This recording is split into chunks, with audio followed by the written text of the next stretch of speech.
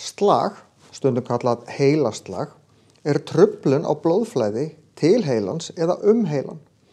Það gerist annað hvort vegna þess að það stíflast æð, það myndast blóðtappi sem að gera það verkum að blóði kemst ekki æðina því hún stífluð, eða það rofnar æð og þá blæðir inn á heilan. Hvoru tveggja slæmt, náttúrulega getur blóðið skemmt út frá sér, en í báðum tilfellum þá ekki blóð að berast eðlilegum heilan og þá einhverjir partar heilans sem fá ekki blóð og fá þar af leiðandi ekki súrefni.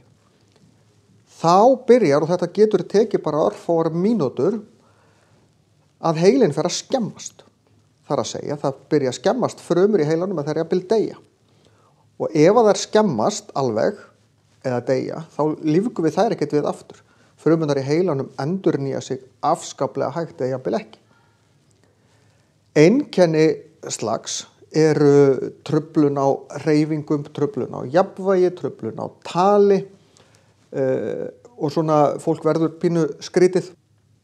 Jafnvel sjóntruflanir líka. Stundum sjáum við þetta sem lömun og þá jafnvel bara í öðrum helmingnum, til dæmis bara í öðrum helming andlits og lekur svona annar helmingurinn til. Þetta eitthvað sem við þurfum alltaf að vera vakandi fyrir. Þetta náttúrulega algengara hjá þeim sem eru eldri, en þetta eitthvað sem getur gerst hjá yngra fólki líka.